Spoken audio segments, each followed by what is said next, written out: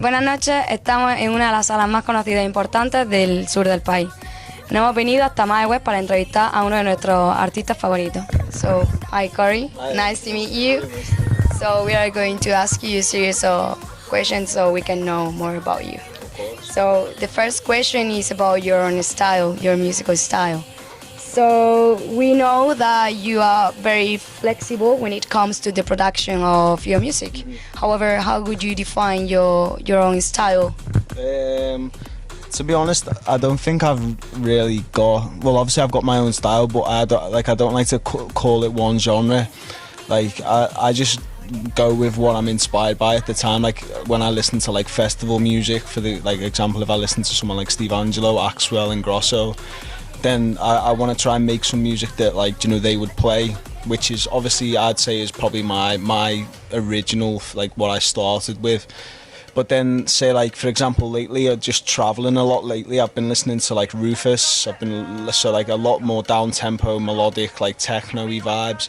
And so like I just go with what I like and what I'm happy with in the studio. And even if like some days I'll make some weird stuff, like I'm not really that bothered, so I wouldn't necessarily try and put myself under one genre. I just make what I like, so yeah. Okay. I'm just having fun basically. Yeah. Enjoy what you do. Yeah, exactly. Okay. So we also know that you are a very important figure in the last few years within the electronic music sphere. So what do you consider the reason of this growing? I think it's just a matter of hard work,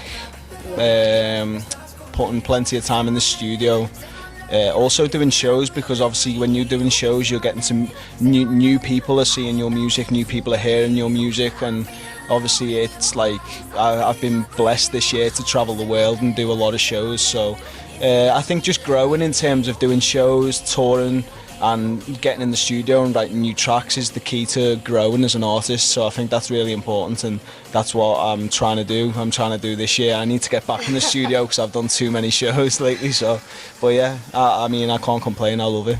Okay. So we always ask the same question to all the artists, but we are especially interested in your response. So which projects do you have in mind, artistically speaking, obviously, for next year? I mean, I'm going to focus on some solo stuff for next year, because I like to do a lot of collaborations. Like, that's not me being lazy, it's just because I work well, when like I bounce off other artists, I send ideas, they send me ideas, I finish them. But I mean, next year I'm going to focus on maybe doing like 2 or 3 real solid like solos, like I done Back in Time this year on Size Records, which was really good for me. So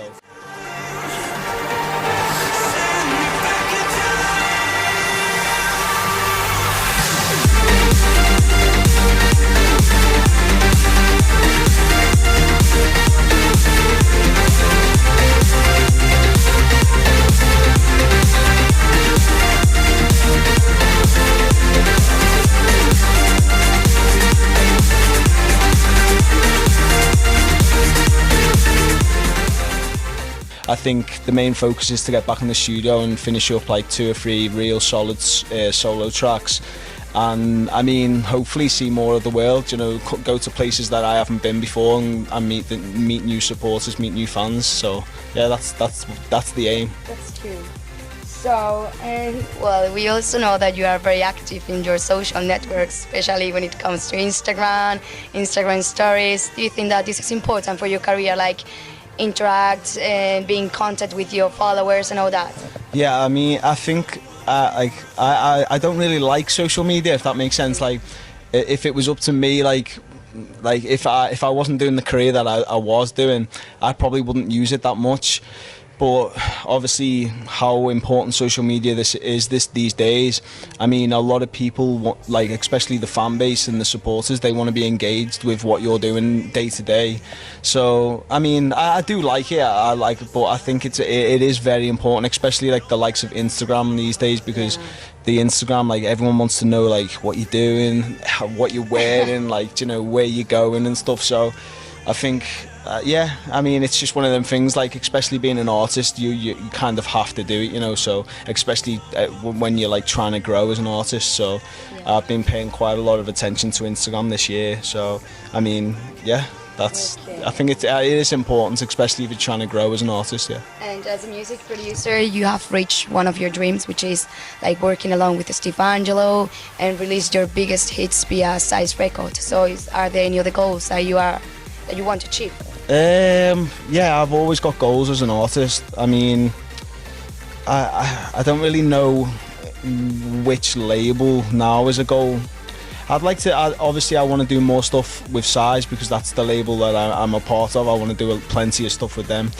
But I mean, there's also huge labels that I love, like for example Protocol. I've done a lot of stuff with Protocol and I'm still doing stuff with Protocol. I'd like to do some more stuff with Axtone, maybe. Really good label. I love the guys at Axtone, and obviously Axwell's a huge inspiration. I mean, I don't really know. There's plenty more labels, but if I sat here and name them all day, but yeah, maybe I'll leave it as a surprise, and then one day it'll just come out. So, and now regarding your personal life, we know that you spend a lot of time at your office working, but we guess that you do many other things, just. Yeah, I mean, well, I mean, I wake up.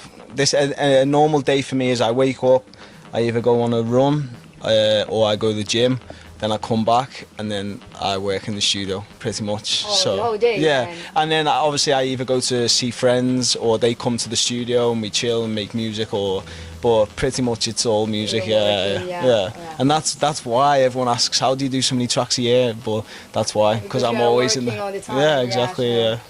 So, and finally, we are going to ask you a series of short questions, and you need to answer. Well, each question will start with the structure, with which DJ. So you need to choose one DJ's name for each question. Okay? So, first question would be, with which DJ would you go out one night? Like partying, like Scream. today. Oh, really? Yeah. And second question would be, with which DJ would you go on holiday? Like David Guetta. Oh, really? Yeah, just because I always see him on like yachts or something, you know, and it just looks sick. That's true. Then with which DJ would you spend the whole day working at your office? Steve Angelo. And then with which DJ would you do a back-to-back? You can answer with many names, you know. Okay, back to back. I'd love to go back to back with Steve Angelo, Carl Cox, Eric Murillo. Who else? I'm trying to think. There's plenty more. Loco Dice. Loco Dice. Yeah. I don't know. I'd like to learn a few things off them guys. Yeah. That's true. Now, regarding your personal image, so which DJ would you choose as your personal stylist? You know, someone choosing your haircut, your clothes. Ooh. These are good questions. Yeah. I like it. Who is it who always dresses good? I'm trying to think. Can I pick myself? Nah. Nah.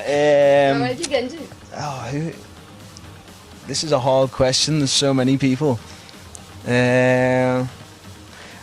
I like County of Milan, Marcelo Bellon. He dresses pretty sick and he's a DJ as well, so I'm going to go with him, yeah. Alright. So, and the last question would be, so which DJ would you choose as your housemate?